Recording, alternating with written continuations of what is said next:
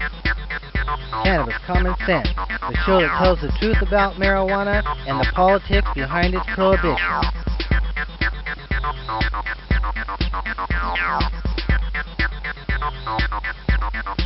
You're on. Welcome to another exciting edition of Cannabis Common Sense in our Hemp News segment. We're back to our office, another pandemic quarantine edition here, but we do have some breaking news. So we start out in New Jersey with more than 6 in 10 registered voters say that they intend to vote for a statewide ballot measure this November in the state of New Jersey to legalize the adult use cannabis market, according to polling data compiled by Monmouth University. 61% of respondents said they'll vote for the measure, which amends the New Jersey Constitution to permit the possession, production, and retail sale of cannabis to those over the age of 21 or older. Lawmakers in 2019 overwhelmingly voted to place the measure on the 2020 November ballot after similar legislation failed to gain majority support in the New Jersey Senate. The proposed ballot question reads, quote, "Do you approve amending the Constitution to legalize a controlled form of marijuana called cannabis? Only adults at least 21 years of age could use cannabis. The state commission created to oversee the state's medical cannabis program would also oversee the new personal use cannabis market. Cannabis products would be subject to the state sales tax. If authorized by the legislature, a municipality may pass a local ordinance to charge a local tax on cannabis products," end quote. That's what will appear on New Jersey's ballot this November. New Jersey is one of a limited number of states that will have a marijuana-related question on the November ballot. If approved, New Jersey will join 11 other states and Washington, D.C. in legalizing the adult use of marijuana. All but 2 of the states have done so via the voter initiative. According to the poll, support for the ballot initiative was strongest among Democratic voters at 74% and independents at 64%. Only 40% of Republican voters said they will back the initiative. Overall, 62% of the respondents say that legalization will help the state's economy, and 64% said that the personal possession of small quantities of marijuana should no longer be a crime. Over in Lebanon, following a vote last week in Lebanon's parliament, the country becomes the first in the Arab world to legalize the cultivation of cannabis for medicinal and industrial purposes. Lebanon's government first decided to pursue legalization after consultation with McKinsey & Company on the potential economic benefits of such a move. Now, 2 years later, Lebanese lawmakers approved cannabis farming in the country just last week, which could add $1 billion in annual revenue to Lebanon's ailing economy.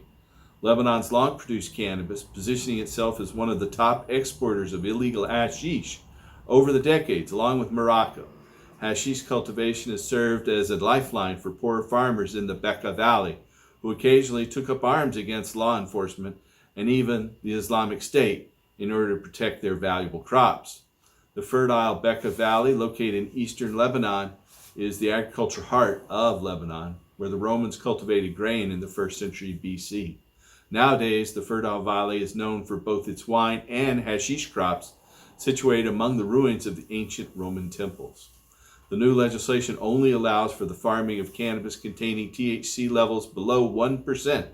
Consumption of cannabis will remain illegal. Moreover, the bill foresees the granting of cultivation licenses to pharmaceutical companies and businesses that manufacture industrial fibers, as well as foreigners looking to cash in on the opportunity, while placing restrictions on local drug offenders. This means farmers in the Bekaa Valley who have cultivated the plant for generations will be excluded from the newly legalized industry. According to a Lebanese lawyer activist Karim Namar, he said, quote, "This law should legalize cultivation without taking into consideration the situation of persons who consume cannabis or those who produce them. It's an opportunity missed. They have failed to take a holistic approach." The political group Hezbollah, backed by Iran and considered by several countries to be a terrorist organization, was opposed to the bill. However, lawmakers that ended up backing the proposal defended the bill by arguing the economy needs to be supported by any means possible. Hilal Kashan, a professor of political studies and public administration at the American University of Beirut told Newsweek that legalizing cannabis would not be nearly enough to address Lebanon's economic concerns. He also voiced skepticism that the government would be able to implement the law, given Hezbollah's opposition. Kashan said, quote, Hezbollah is a primary beneficiary of cannabis trafficking. The only way for Hezbollah to accept the ratification of the law is to be directly involved in its implementation or get its share from it, end quote.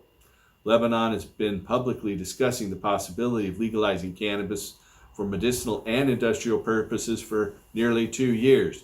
Back in July 2018, Riyad Khoury, Lebanon's former caretaker minister for the economy and trade, bragged that the quality of Lebanese marijuana, quote, is one of the best in the world, end quote, during an interview with Bloomberg News. Since October of last year, Lebanon's been gripped by anti-government protests triggered by new taxes announced by Beirut. The coronavirus pandemic temporarily halted demonstrations until protesters took to the streets this week, again in what ended as violent clashes with the Lebanese army. Last month, for the first time ever, the Middle Eastern country, once a French colony, defaulted on its debt amid a growing concern over Lebanon's economic collapse. The idea of legalizing cannabis cultivation with the aim of producing high value-added medicinal products for export was explored in a report by the consultancy firm McKinsey, commissioned by the Lebanese government in 2018. Last month, Lebanese police carried out the country's biggest drug bust when they seized about 25 tons of hashish that were set to be smuggled to Africa. The next story is from Washington, D.C. The majority of Americans say that adult use marijuana legalization has been a success in those states that have implemented it, according to a nationwide polling compiled by YouGov.com. 55% of the respondents said that statewide laws allowing recreational marijuana use have been either fully or mostly successful. 19% of the respondents said that the laws have been largely unsuccessful. 26% voiced no opinion. Support was strongest among self-identified Democrats at 67% who praised legalization laws. 54% of independents described legalization as successful, but only 41% of Republicans shared this view. State-specific polling data shows similar support. For example, survey data compiled last year by the University of California at Berkeley reported that 68% of California voters believe that legalizing marijuana in the state has been a good thing. Survey data from Washington State found that 78% of respondents acknowledged supporting marijuana legalization following the enactment of laws regulating the plant's production and retail sale.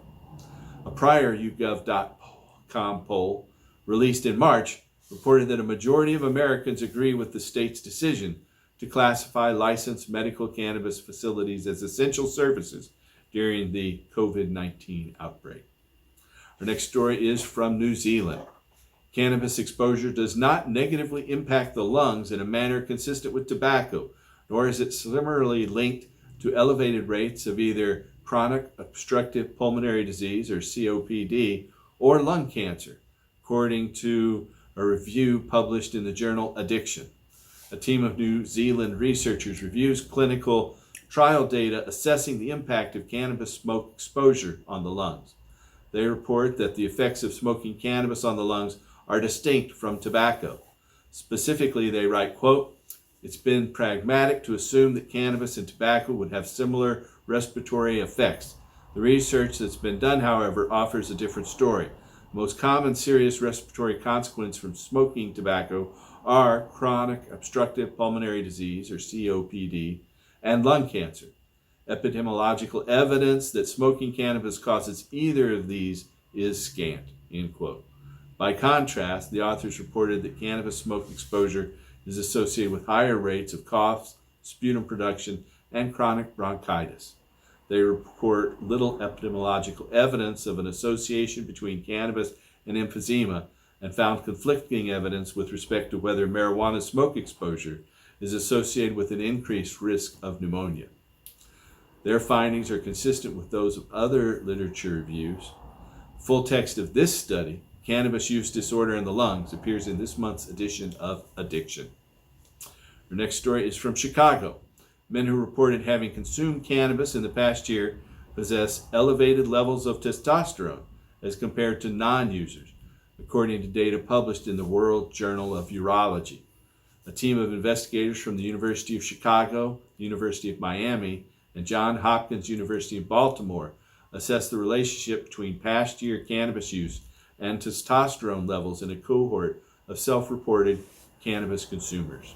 The authors reported, quote, men who reported smoking THC in the last year, on average, had a higher testosterone level compared to those who did not report using THC, end quote. Those subjects who reported using cannabis at least 2 or 3 times per month possessed the greatest differences compared to non-users. Differences in testosterone levels persisted even after researchers adjusted for potential co-founders, including age, comorbidities, tobacco use, alcohol use, body mass index, exercise level, and race. The authors concluded, quote, this analysis of a nationally representative cohort suggests that there is a dose-dependent effect of THC on testosterone levels. Future prospective work using specific doses of THC and studies elucidating the mechanism of the association is required to corroborate these findings, end quote. The full text of this study, the effect of tetrahydrocannabinol on testosterone among men in the United States, results from the National Health and Nutrition Examination Survey, appears in this month's edition of the World Journal of Urology. Next story is out of Sydney, Australia. The daily administration of whole plant cannabis oil is associated with significant improvement in symptoms of anxiety and vertigo, according to a case study published in the journal Discoveries. An Australian investigator reported on the successful use of cannabis oil for symptom management in an 88-year-old female patient with generalized anxiety disorder and debilitating vertigo. The patient reported, quote, significant improvements in her quality of life following 4 weeks daily cannabis use at 2 milligrams of cannabis THC dominant oil, end quote. The subject reported that her nausea, dizziness, and limited mobility returned shortly after she stopped taking the cannabis oil. The symptoms ceased when she once again began using cannabis, when she reintegrated cannabis oil into her daily treatment regimen. The report's authors concluded, quote, this case demonstrates how the patient was able to significantly benefit from the introduction of medical cannabis into her mental health intervention for the treatment of vertigo and a generalized anxiety disorder. In this case, the benefits for the 88-year-old patient using medical cannabis as a treatment in both the short term and the longer term far outweigh the potential risks that may require consideration for children or adolescents, end quote. The full text of this study, a case study for the use of medical cannabis in generalized anxiety disorder, appears in this month's edition of Discoveries. Our last story tonight is out of Virginia. Virginia Governor Ralph Northam signed a bill that would define hemp extracts such as CBD as food and usher in state regulations on these products. The state of Virginia has passed a law defining hemp extract as approved food. The law allows a more liberal amount of THC in these products during the growth phase than does the federal description of industrial hemp. Senate Bill 918, sponsored by State Senator David Marston, will help guide the cannabis industry in Virginia by regulating facility conditions and requirements for the production of hemp-derived products intended for human consumption. The bill also allows the Virginia Department of Agriculture and Consumer Services to regulate and enforce certain standards for hemp extract, including labeling requirements, identifying contaminants, and batch testing. Charlotte Wright, a hemp farmer based in Virginia's Brunswick County and the owner of CBD business called Hemp Queens, said she feels encouraged by this bill. She said, quote, it gives validity to the CBD industry. Right now, there's no testing required, no labeling. You have no idea what's in it. It's like the Wild West, end quote. However, Wright is worried about the federal law and said keeping to that level of THC makes it difficult to produce competitive CBD products. Hemp plants cannot exceed THC levels of 0.3% or less than 1/3 of 1%, or they must be destroyed, which complies with federal standards. THC is the intoxicating component in marijuana. I think most of our viewers know. CBD, also found in marijuana and hemp plants, does not cause a high, and is used for a wide variety of treatments from anxiety to pain relief, according to a report from the World Health Organization. The hemp plant produces significantly low THC levels and high CBD levels, according to the WHO report. Hemp, relative of cannabis, it's the same plant, is used for a variety of things from making fibers to beauty products. CBD has been used for various applications. It can be used for edibles, oils, and oral supplements. Wright said, quote, "If we go over the 0.3% limit, we've wasted all of our time and money. It's ridiculous to argue over 0.7% when any hemp farmer can easily grow a crop that's under 1% total THC.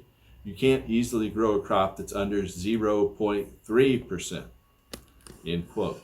Wright said the longer the hemp plant grows, the more CBD and THC it produces. A higher CBD percentage will make the product more valuable, Wright said. Quote, "To get those relevant CBD percentages up over 13 or 14%, you have to leave it in longer, and the longer you leave the plant in the ground, that THC number creeps up. After all is said and done, that 0.7% isn't going to impair anyone anyway," end quote. Since the passage of the 2018 Farm Bill, hemp's been removed from the definition of marijuana and taken out of the Controlled Substances Act. Hemp can currently be grown, processed, and distributed by licensed individuals in most states. However, under the Federal Food and Drug Cosmetic Act, it's illegal to add CBD or hemp products to food or market them as dietary supplements. Currently, the only pharmaceutical drug containing CBD that's been approved by the FDA is Epidiolex, which treats two rare severe forms of epilepsy in young children. There are no over-the-counter CBD products that are approved by the FDA. Kyle Shreve, executive director of the Virginia Agribusiness Council, said, quote, "If the FDA does not start approving CBD products, people are going to take them without regulation. That's what this bill says. We're going to treat them like they are approved by the FDA so we can start regulating them. It's important to add another viable cash crop for agribusiness in the state. Right now we're losing tobacco and dairy farms in Virginia, so it's another opportunity for Virginia producers to diversify and grow something that would help sustain their business," end quote. During the 2019 growing season, approximately 1,200 registered industrial hemp growers planted around 2,200 acres of hemp in Virginia. As of April 10th, there were 1,280 active industrial hemp grower registrations, 357 processors, and 219 dealer registrations. Virginia State Senator Marsden, who wrote this bill, said over-the-counter CBD products like those sold at gas stations or convenience stores might not have any CBD in them at all and could contain harmful ingredients. Marsden said about the hemp industry in Virginia, quote, "I think it has a strong future. We just need to regulate it and hold other states to our standards. We can't have inferior products coming in from other states. We're going to try to do a good job with this stuff, and it's up to the state to make sure that other states don't ruin our market with crap," end quote. 3 bills were signed by the governor recently regulating industrial hemp in Virginia. One of those bills, House Bill 962, regulates smokable hemp products for those over 21 and allows for the sale of these products in vending machines. The governor also approves SB 1015, which protects certain people involved with the state's medical cannabis program, expected to begin in Virginia next year. Well, that is the end of our hemp news segment for today. Now we'll have some other content, and we'll be back again next week. Tune in then and help us restore hemp. When you picture a cannabis consumer, who is it that comes to mind? I hope that that image that used to be one of lazy, stoner, stupid, hungry, all of the awful stereotypes that are absolutely not true. I hope that that image of who a cannabis consumer for you has changed, because I know for me it certainly has. We are not lazy. We are in fact more motivated than nearly anybody on the planet. I was reading an article yesterday saying that people who consume cannabis and exercise for longer. I mean, we're really finding some cool trends, and the stigmas are being shattered about who cannabis consumers are. For me as a mother, as a woman, as a business owner, as someone who volunteers with nonprofits and advocates for education choices and all of the cannabis legalization things, particularly social consumption, which is the topic that I'm particularly interested in as well, I implore all of you to support the social consumption movement going on. There is a place to sign up over there. But I know for me, as a woman in this world right now, I want to scream from the rooftops that I am a cannabis consumer. I don't look like the typical cannabis consumer, although today I may in my cannabis dress, which I wear proudly. But in other areas of my life, I don't look like a cannabis consumer, and I go out of my way to tell everybody that I am, because I think it's up to each of us right now to go out into the world and say, this is my medicine. And I know so many other people that are finding healing relief from cannabis as well.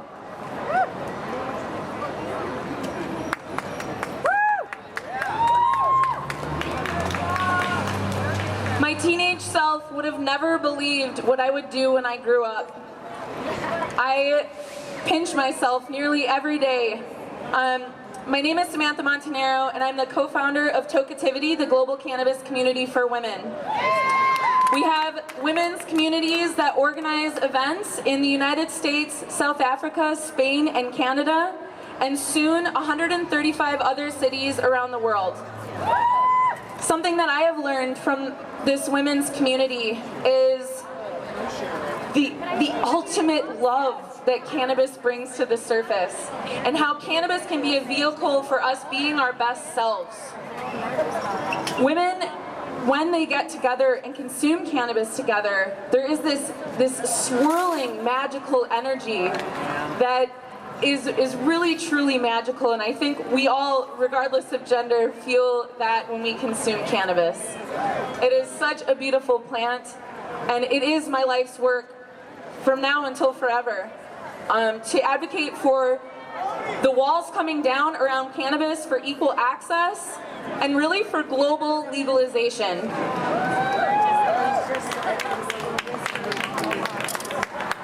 We have an opportunity right now to be pioneers, each and every one of you, by just going out into the world and saying, I'm a cannabis consumer, or by sharing on your Facebook that, hey, this is a place where you can sign a ballot, or by going into your dispensary if you're not a cannabis consumer and going in and starting to learn about what this plant has to offer. We all have an opportunity to be a true pioneer in this space right now. There's more than enough room. We have a long ways to go until everybody's out of jail. There's so much work to do, and we need every single person on board.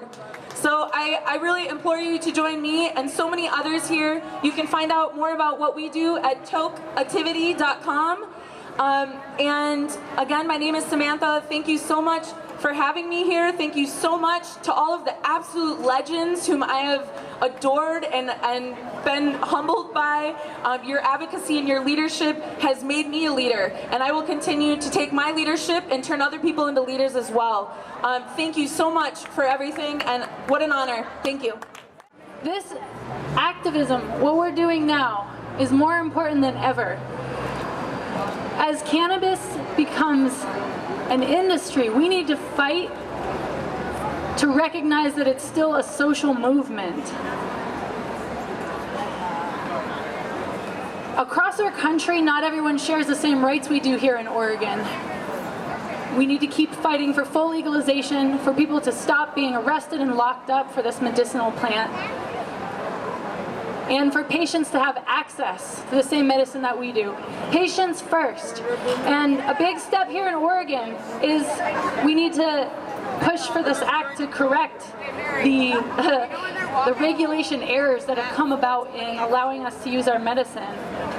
We need the OMP to be free for patients. I see so many people who can't afford a card, and then they're paying tax at the dispensary for their medicine. That's just wrong. That's wrong on its face and principle. And we need You know, now that they've pushed everyone out of the OMMP, we don't have growers providing free medicine. We need solutions, and we need the activism of our leaders like Madeline and the others who are continuing to fight. It's far from over, and so all of you showing up here today is a big deal. Activism is as simple as talking to your neighbors, talking to your friends, and letting them know that just because we can go into a dispensary doesn't mean that that things are all set now. In fact, we have to fight harder than ever to protect ourselves and our rights from big pharma, from the alcohol lobby and tobacco lobby, and all of these other actors that are trying to degrade the rights and the freedoms that so many people have fought so hard for and given their lives, and that whole communities have been decimated by. So thank you all for being here and being a part of that. I'm very grateful to be among you as a patient and citizen activist as well. And I hope that we can all carry this forward and remember every day you have the chance to make a difference just by sharing what you know, sharing your knowledge, and keeping our community strength. Collaboration, not competition. Thank you guys. All right, what a beautiful day, man. I'm really happy to be here. Who here believes that everybody should have access to cannabis? No matter your political affiliation, no matter your race, no matter your ethnicity, no matter how old you are, no matter how young you are, right? Everybody should have access to cannabis. Now, who thinks everyone should have access to the best cannabis in the world, like here in Portland? This is without a doubt the best cannabis. I've traveled all around the world, and Portland has the best cannabis in the world. But when I was in the South, when I was in the Southern USA, we don't have laws that are quite as liberal as they are here in Portland. My father spent 7 years in prison for an ounce of cannabis before he was going to get into the top college in North Carolina, and ended up having to come out and become a janitor. And every year he worked up with our family. We moved to another city, and when I finally got a chance to have cannabis, when I finally got a chance to experience it, I ended up getting arrested too. I was arrested a total of 4 times for cannabis possession. One time even for a seed. I was arrested and spent 2 nights in prison, 2 nights in jail. Luckily, I never got a chance to go to prison. So, and people in our community, in communities that have been highly impacted by cannabis prohibition, are very bitter. Kind of look at the cannabis industry as something that is not for them, something that will not help them. And we all know that everyone having access to the best cannabis is something that will help them. So when I finally got a chance to move to Portland and finally got a chance to consume cannabis without getting arrested, I wanted to learn more about growing. I wanted to learn more about the industry. And it was the people of Portland that opened up their doors, opened up their grow rooms, opened up their grow shops, their knowledge to teach me how to grow the best cannabis in the world. And we started Loud Cannabis here in Portland, Oregon, contributing to the craft cannabis story here in Portland. But if you're in the cannabis industry, if you're benefiting from the cannabis industry, you cannot do it without understanding the history of the industry. You cannot do it without contributing to the people who have paid that sacrifice and have opened up for legalization to actually happen. We never thought legalization was a real thing in the South. We never thought it could happen, but it's here, and it's here because of all of those people. So each and every one of us, no matter whether you're going to a dispensary, no matter whether you're contributing and buying from your local grower, you have to find a way to help alleviate some of the issues that have been caused through cannabis prohibition. And one way to do that is to work with the New Leaf Project here in Portland, Oregon. Portland was the first city in the country. I want to say that one more time. Portland was the first city in the country to open up some of this cannabis tax to help people who have been targeted by cannabis prohibition. You got to think about how monumental that is for a city to open up and become the first. And it's happening all across the country because of what Portland has done.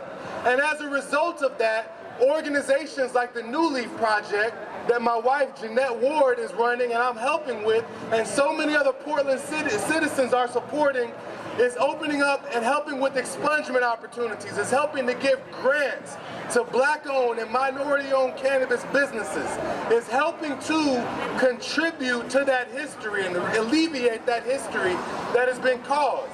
Now there is a long way to go, without a doubt. There is a lot that we have to do. But what I want everybody here to think about as I leave the stage here is, how am I going to contribute to helping these issues that have been caused by cannabis prohibition?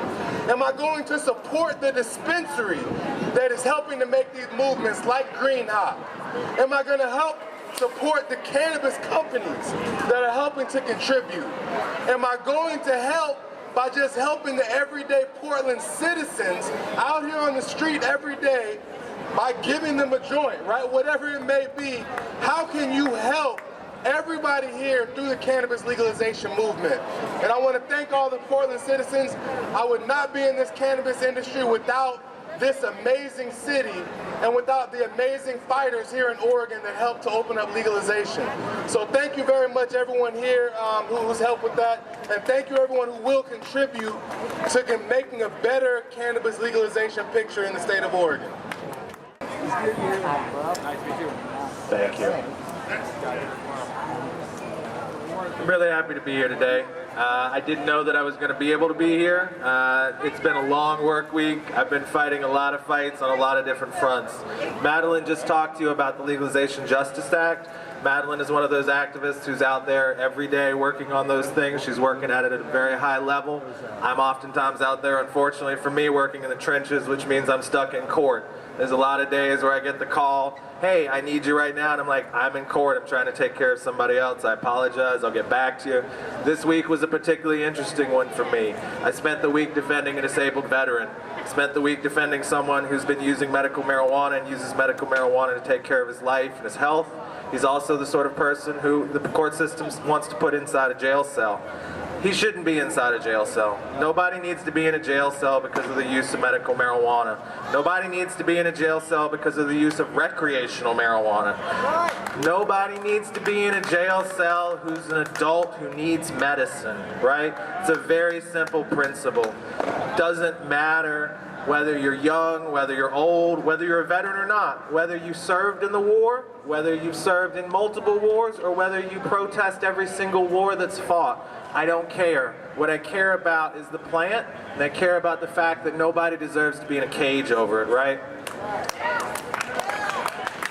I'm really happy to see all of you here right now. I'll be honest, over the years we've done this. I've done this a very long time. I've spent my entire adult life working on marijuana and drug policy, right? I started working with Norma when I was 17 years old. I've done this a real long time, and every year we get people, we get more people, we get more activists. Every year we lose people. We lose friends. We lose people every year who fought the hard fight, people who aren't going to get to see the end with us, okay? One of the things that I always tell people to do is take a moment. Remember all the people who fought with you. Remember all the people who you're taking with you. And remember all the people who are going to benefit from what you're doing, right? As a kid, one of the things we used to have to do was plant trees.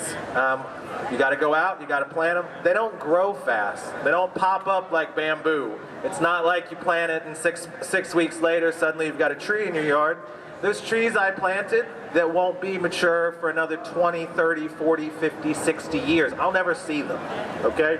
But the trees you plant today are the trees that go forward. They're the trees that shelter the people ahead of us, right? So for every day that I've got to be in that courthouse, every day that one of us has to talk to someone about medical marijuana or recreational marijuana and explain why it's important, you are doing the work now. You are doing the work now so that a year from now, 5 years from now, 10 years from now, instead of all of this bullshit, we're Canada. We're done. It's legal. It's legal federally, it's legal at the state level, and yeah, we'll argue about the taxes, we'll argue about things like age, we'll argue about how much, but what we won't argue about anymore is that people shouldn't be in cages. Right now, there are people serving life for marijuana. This jacket is from New Orleans. It's beautiful. I love it. It's a good time. At the same time, Louisiana is a state that has Angola. It's a prison that houses people for life. People live and die there for marijuana, a couple joints. So we're not done. It's not fixed. Just because you can walk out of this place and walk over to a store, just because you can smoke weed and no one's really going to do much about it, doesn't mean that it's fixed for everyone, and it doesn't mean it's fixed for the people who need it the most. Yeah. That doesn't mean we shouldn't celebrate that we can do that. I've got one little bit left, and that's the thing that I always do because it's important. I know most of you don't need it, but I've got my cards, right? And if anyone has one of my cards or one of my lighters, find it right now. I'm going to give you about 15 seconds to find it while I find the two that I have, okay?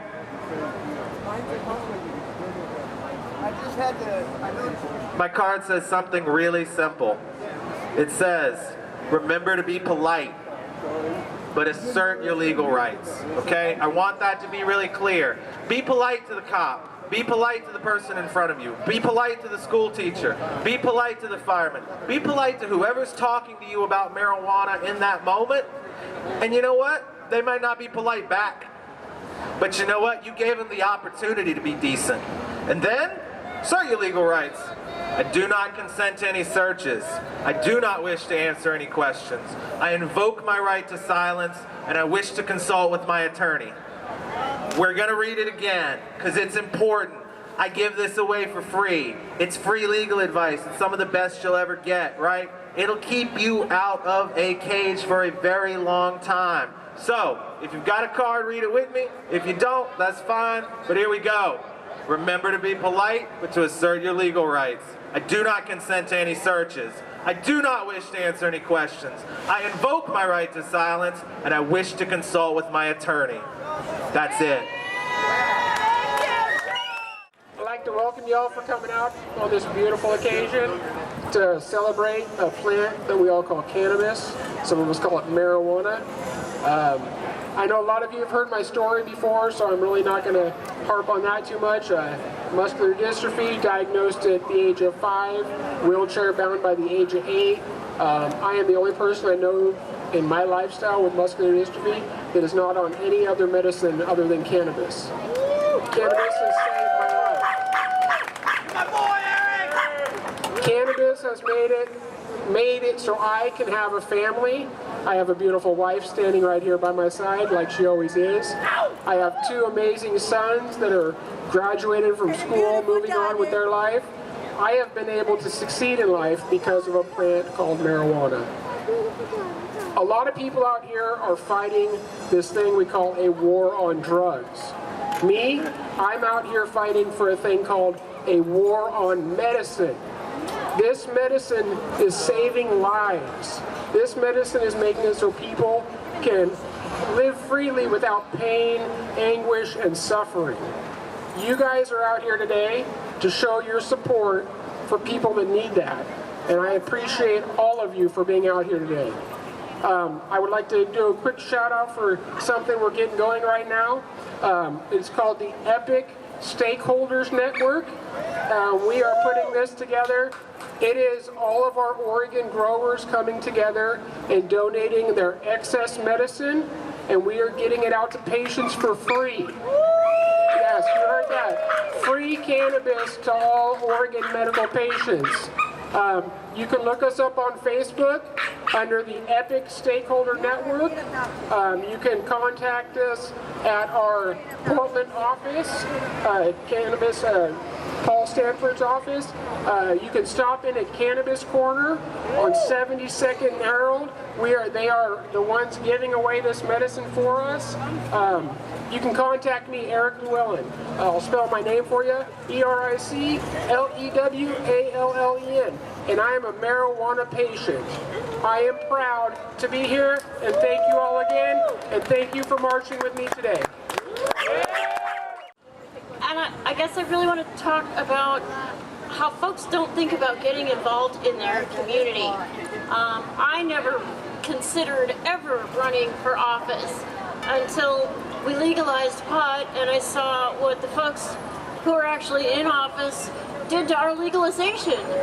It was like, because we didn't change the same old rule makers who have been giving us a drug war for 40 years, they just decided that they would legislate and regulate the drug war they always wanted onto us and call it legalization.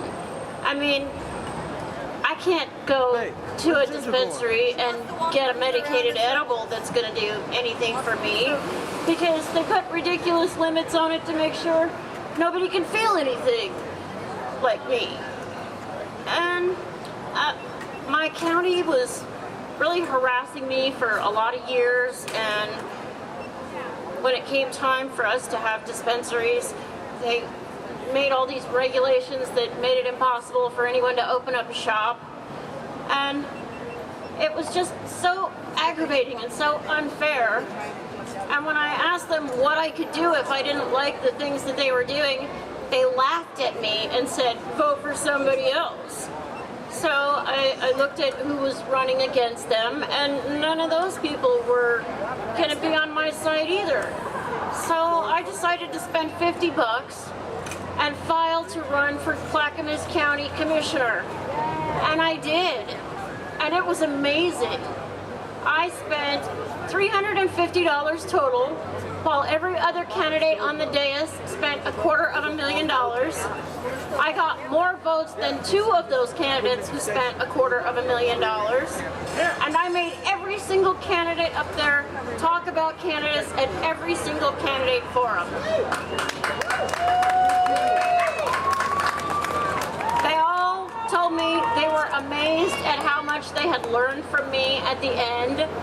They all told me they were amazed at how much they had to develop positions of their own.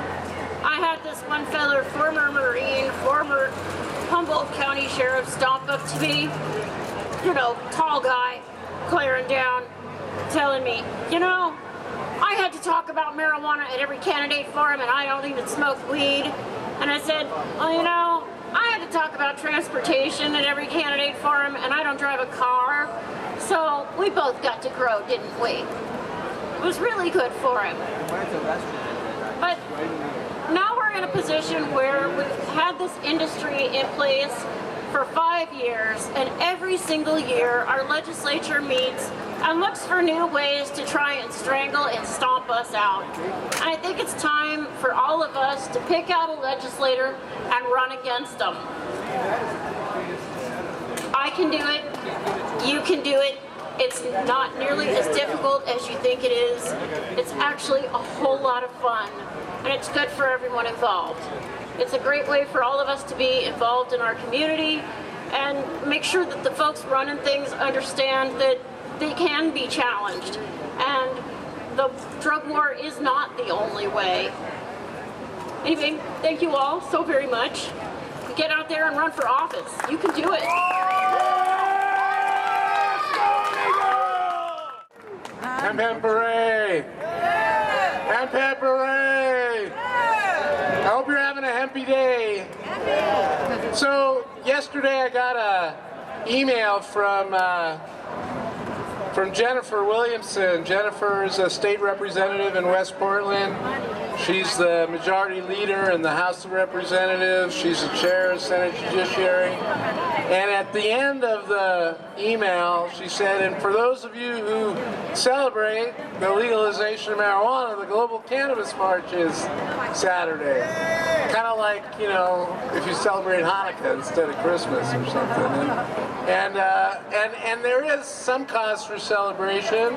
Hemp is legal now, nationally, but the biggest impediment to implementing our state law is that prohibition federally continues of cannabis that's not in. So we need to really redirect our efforts at ending that, because the kinds of problems we've been having at the legislature, getting a social consumption law passed, we legalized, but you can't consume indoors or outdoors. Getting employment discrimination ended, making it so it would be a unlawful business practice to refuse to hire or fire somebody. We got it out of committee twice, but couldn't get a vote either time.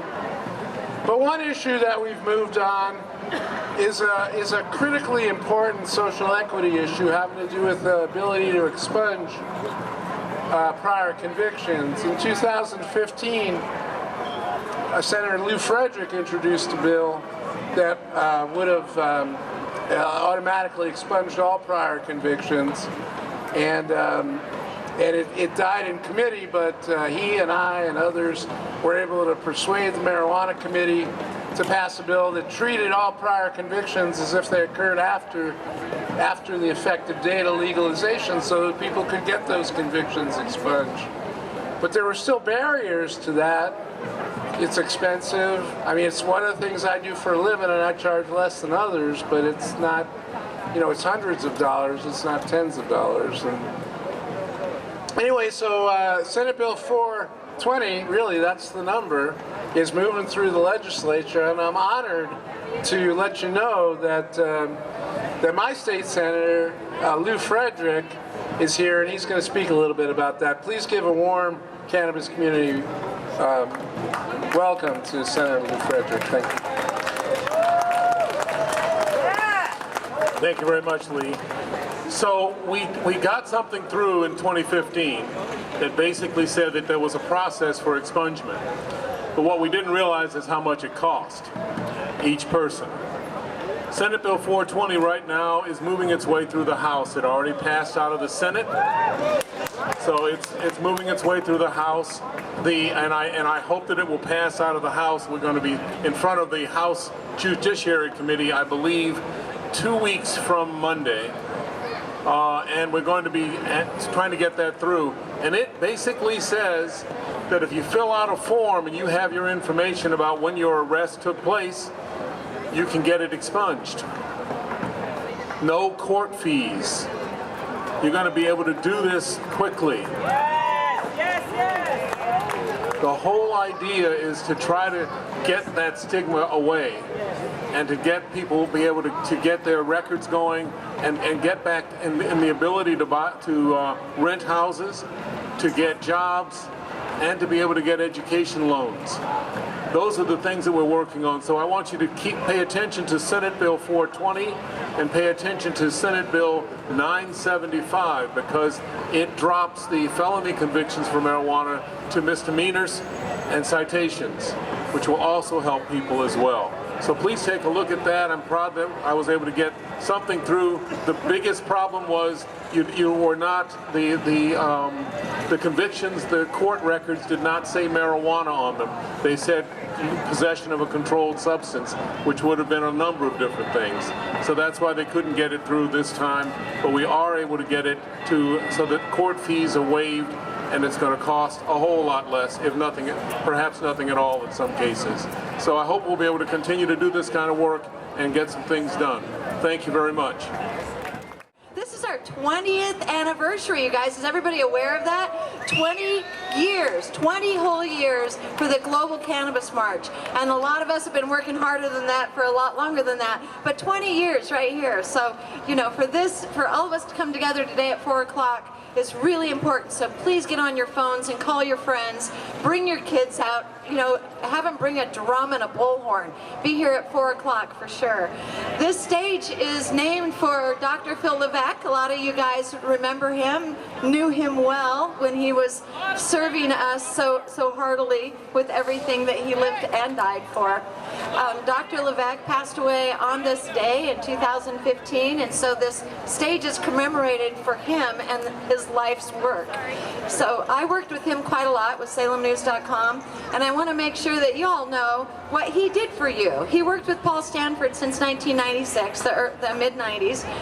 They worked on the first Oregon medical marijuana program bill.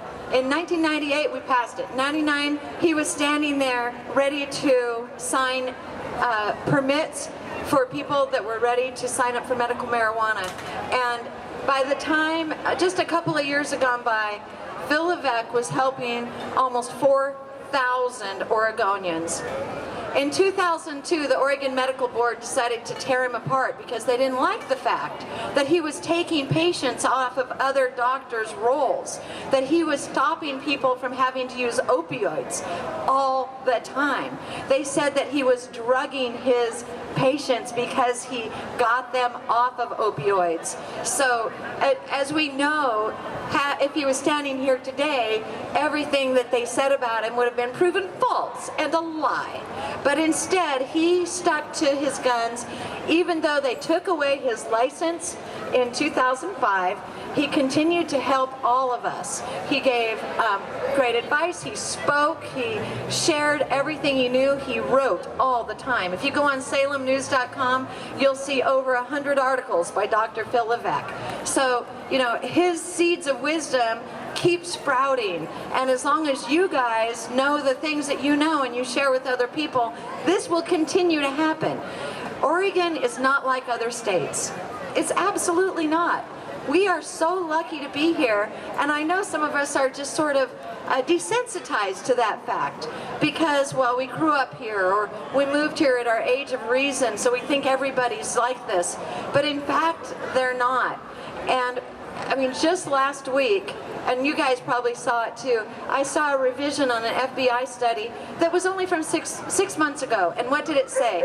It said more people are being busted in the United States for marijuana now than ever. So when people ask you, why do we march? Why is everybody coming together in Portland to do this every year? Can't we already smoke weed? Can't we already all these things? Well, actually, there's a lot of missing blanks in between the things that we think that we've got the right to do. And the FBI is here to prove it to us. So did you know, and this is important because this is current, every 48 seconds in the United States there's a marijuana arrest. 48 seconds, you guys. That's direct from the top. That's not something somebody made up. 48 seconds. And almost all of them are for possession. Simple possession. So why do you think that is? I know it's a rhetorical question. It's because they can't lose their line of revenue.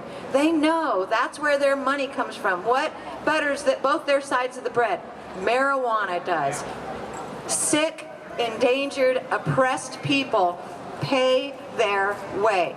In fact, if you don't know this as well, when the DEA works their skills with the FBI and with your local governments, with your city cops and your county, and they go and they speak in front of the county commissioners, what they're really doing is reinforcing the fact that when the DEA does a confiscation, the state of Oregon police agencies get 63% of that cash. What are they going to do without it, you guys? That's right. So we have a lot to fight for. We have to make sure that people know the truth about things, that they educate themselves, that they do their own research, and they don't leave it up to somebody on some TV show to convince them of something because it's catchy and clever. Reefer madness is alive and well in this United States, and if we want to change the world, we've got to change the United States first. So remember Doc Levesque, Jack Hare, Big Mike, all of our cannabis warriors that have come before us, and let's prove ourselves worthy of standing in their shoes. Let's make this real. Deschedule, don't reschedule cannabis in the United States, and we can change the world. All right. Thank you very much, everybody. I love you.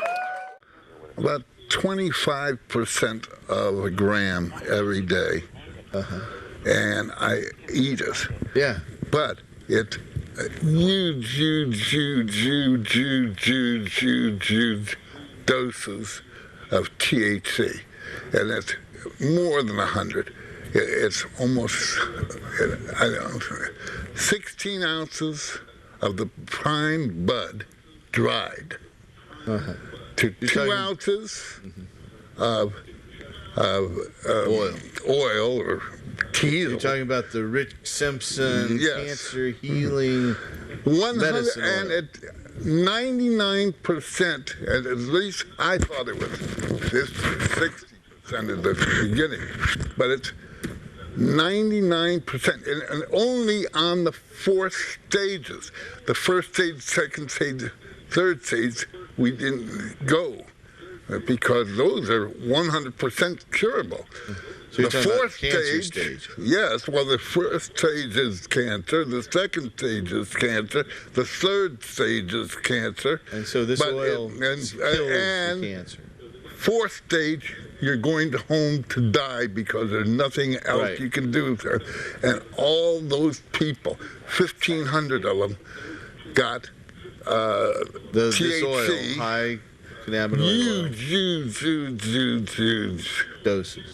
And they all 100% closed, saved, and they're never coming back again. For 7 years, not one person has got it back. That's like a miracle, isn't it? No, they have 2 days to 2 weeks to 2 months to live. And they all live 7 years now, and there's no trace of cancer anymore.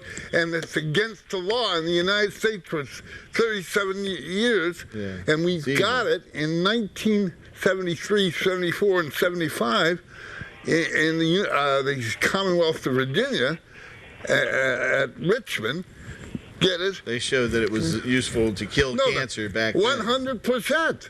Right. Not skin cancer, melanoma cancer, brain cancer, lung cancer, prostate cancer. Yeah. All these different cancers. And 100%. Right. And it's what's great too. We've been reporting on this at Normal. We just had 3 stories in a row that came up on this, where people were researchers, of course, overseas. I'm going to tell you, Normal for the last 7 years had said, "Oh, this guy doesn't have the cancer of Tyson." And I thought, everybody is wrong about this because I know it. 37 years ago, I wrote the fucking book on it. Yeah, and that's the thing too, is we're starting to find all of these. I was there. I remember. We're finding all this research that's coming out now that's just kind of nibbling around the edges here. We had a report on, they did a long-term cohort study of chronic marijuana smokers who've been smoking for 10 to 20 years and found that they had less incidence of head and neck cancer than people who don't smoke at all. Yeah. They find that the THC directly injected into prostate cancer cells in vivo or in vitro kills the prostate cancer cells. And we found and reported on how people that smoke marijuana, when they take a look at their lung function, their lungs are no worse off than people that don't smoke at all. And so marijuana prohibition is truly evil. It's an evil, evil thing to deny people a cure from cancer, to deny our planet.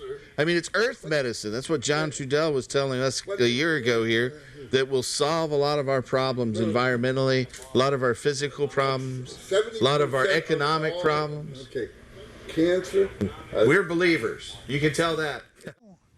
Going to do a marijuana initiative, 100,000% legal. Nobody can go to jail, and everybody in jail for marijuana get out of jail in California. All right.